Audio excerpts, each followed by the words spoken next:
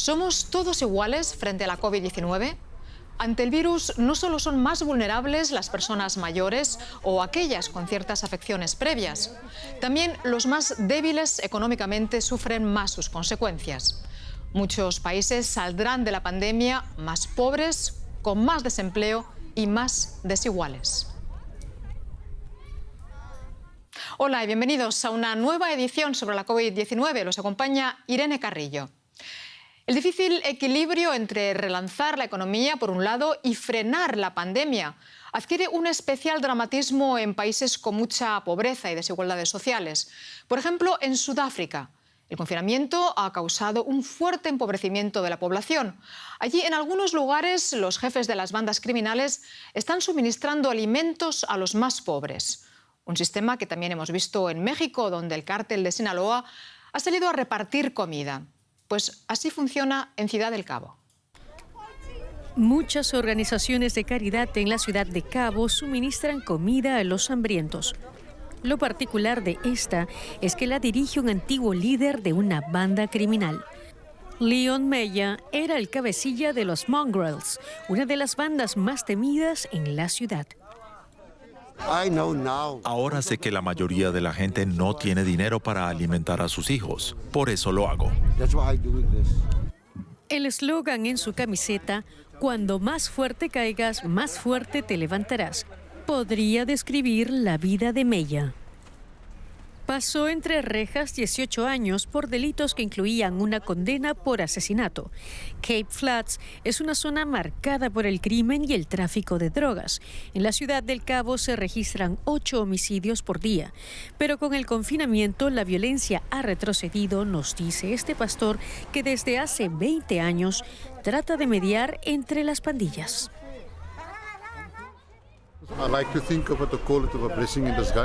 La COVID-19 ha sido una bendición encubierta. Ha unido a la gente de todas las clases sociales. Allá donde uno va, los jefes de las bandas entregan comida a sus vecinos con grandes ollas. Es como la historia de Robin Hood. Se ocupan de los hambrientos. Si sus motivos son honestos, eso nadie lo sabe. Desiree Simon tiene 4 hijos y para ella Meyer es desde el confinamiento un símbolo de esperanza en el barrio. Con las ayudas sociales no llega ni a mitad de mes, el desempleo es aquí muy alto. Es una situación dura. Dependemos de la ayuda de gente como él o de los vecinos. No es justo. El gobierno no nos ayuda. Solamente se interesan por nosotros a la hora de conseguir votos en las elecciones. Leon Meyer es el único que apoya a la comunidad. No lo hace nadie más. Pero el criminólogo Don Pinnock está convencido que los miembros de las bandas tienen un motivo para ayudar a la comunidad.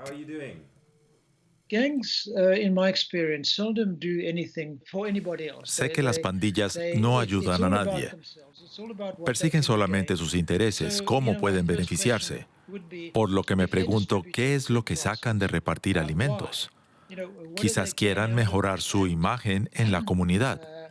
O tal vez solamente lo utilizan para distribuir sus drogas, ya que justo ahora estamos confinados. De vuelta en Cape Flats, Leon Meyer reconoce que no pudo romper completamente con el pasado. Aquí siempre habrá criminales. Es así. Así es como vivimos, todos amontonados. ¿Te sigues viendo como un delincuente? Soy un criminal, un mongrel. Nací siendo un criminal y lo seguiré siendo. Es el único camino que hay para mí y gracias a ello puedo ayudar a mi gente aquí. Entre tanto, Desiree Simon ha recibido sus raciones de comida. Dice que no juzga a otros, ya que su prioridad está en asegurar que sus niños no se acuesten hambrientos. ¿Qué tendencias negativas deja al desnudo la pandemia? Hablamos de esto con Elena Lequido Quigley, investigadora y experta en salud pública en Barcelona. Elena, encantada de saludarte. Al principio oíamos mucho que la COVID-19 era una enfermedad que afectaba por igual a ricos y pobres. ¿Qué evidencias tenemos ahora? Pues efectivamente, ahora mismo sabemos que todos podemos enfermar, pero desgraciadamente COVID se ensaña más con los que menos tienen. Y ya tenemos evidencia en países como el Reino Unido, España, Chile, Singapur, incluso Nueva York, que en los barrios más pobres hay más infecciones que en los barrios más ricos. Y no únicamente hablamos de infecciones, también de la mortalidad. Los datos que recoge el Reino Unido ya sugieren que hay una mortalidad mayor entre obreros y las personas de la construcción. También sabemos que poblaciones vulnerables como inmigrantes, sabemos ya por el caso de Singapur, que yo trabajo ahí también, ha habido muchas infecciones y se debe principalmente a que viven en unas condiciones confinadas, incluso en algunos casos 20 personas en una habitación. Y esto ha hecho que aumenten las infecciones. Y para solucionar estos problemas necesitamos medidas sanitarias, pero también sociales e incluso estructurales. Elena, tú viviste un tiempo en Sudáfrica, un país que arrastra profundas desigualdades de la época del apartheid. Allí el confinamiento ha tenido un fuerte impacto económico en millones de personas que viven al día, algo que también vemos en muchos países de Latinoamérica. Pero ¿había otra alternativa para frenar la pandemia? Efectivamente, la situación en Sudáfrica es muy difícil. Yo viví en medio de los townships y efectivamente hay mucha pobreza, pero yo creo que las medidas que introdujeron estos países inicialmente eran las correctas. Viendo lo que estaba pasando en Europa, no había otra opción que un confinamiento estricto como el que vimos en Sudáfrica. También vimos en países latinoamericanos como en Argentina, como en Uruguay e incluso en India. El problema ha sido ahora, una vez se ha abierto este confinamiento, lo que hemos podido ver ahora son las debilidades del sistema de salud y también las vulnerabilidades de la población, como habéis comentado antes en el caso de Sudáfrica. Y aquí es muy importante que protejamos a los más vulnerables y sobre todo a las personas mayores y que las personas continúen utilizando la mascarilla, la distancia social y la higiene. Encontrar un cierto equilibrio entre frenar el avance de la pandemia, pero sin paralizar del todo la economía, ha sido posible en países con recursos, como Alemania. ¿Por qué los países ricos no han sabido incorporar las perspectivas y necesidades de la población más pobre? Pues esta pregunta, Irene, creo que es fundamental y es uno de los grandes errores de los países más ricos. ¿Cómo puede ser que nos hayamos olvidado de los más vulnerables? Y aquí el caso yo creo que es el más estremecedor, es el de las residencias y cómo se ha dejado morir a tantas personas en las residencias, a las personas mayores, y no se les ha tenido en cuenta. Y aquí yo creo que podríamos aprender de los países más pobres, porque cuando nosotros trabajamos en pandemias y trabajamos en el ébola, era muy claro que para tomar decisiones hay que escuchar a la población, hay que involucrarles en la toma de decisiones. Nos hemos olvidado en Europa y en cambio países como Nigeria, como Bangladesh han introducido estas medidas donde involucran a la población y deberíamos aprender de ellos. Elena Legui-de-Guigli, muchas gracias por este análisis. Muchas gracias. La pandemia ha multiplicado la pobreza en Latinoamérica, donde ha tenido un fuerte impacto en la economía y en el empleo. En un reciente informe, la ONU advirtió que la crisis del coronavirus provocará en la región una contracción del PIB en un 9,1%, la caída de las remesas en cerca de un 20% y el incremento de los niveles de pobreza en al menos 45 millones de personas. Y sin embargo, de acuerdo con un estudio de la ONG Oxfam, eso no ha impedido que decenas de grandes fortunas amplíen su capital durante estos meses.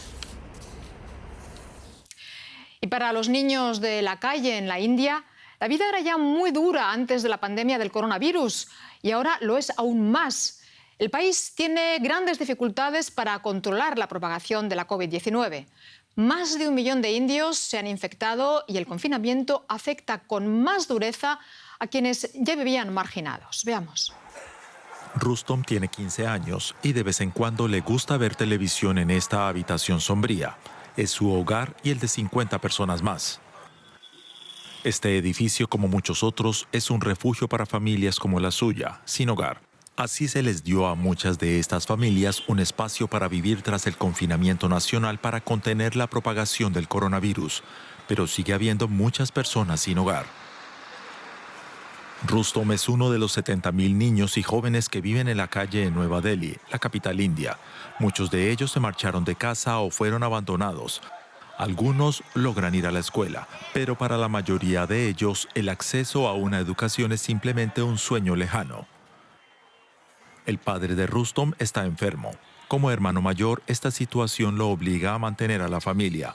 Antes de la pandemia, lo hacía tomando trabajos esporádicos todos los días después de la escuela. Antes del confinamiento recogía trapos en la estación de tren. Luego vendí té en un parque cercano. También vendí juguetes y mazorcas de maíz. Después de eso comencé a vender botellas de agua y bebidas frías. Ahora solo le queda mendigar. Estos niños ya se encontraban marginados de la sociedad y sin acceso a ayudas sociales antes de la pandemia. La situación actual los ha hecho aún más vulnerables. Estos chicos se enfrentan a muchos problemas. Pueden caer en situaciones de esclavitud infantil, tráfico de personas, matrimonios infantiles o prostitución.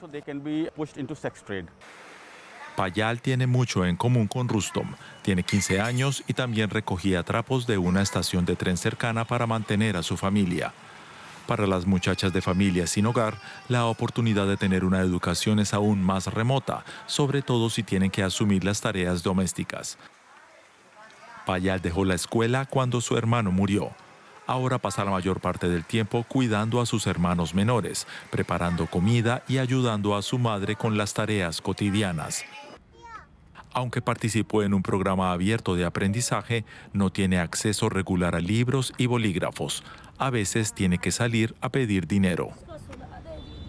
Podemos llevarlos a un refugio o a un hogar para niños, pero a menos que exista una protección a los medios de subsistencia de estas familias, a menos que tengan acceso a alimentos, asistencia médica y algo de dinero, la mayoría de estos niños seguirán en las calles. A pesar de vivir una situación dramática, Rustom y Payal miran al futuro con esperanza. Quiero continuar mis estudios para poder enseñar a otros niños y ayudarlos. El futuro de estos niños y jóvenes es incierto. La situación actual en el país ha hecho que las perspectivas para ellos sean aún más sombrías.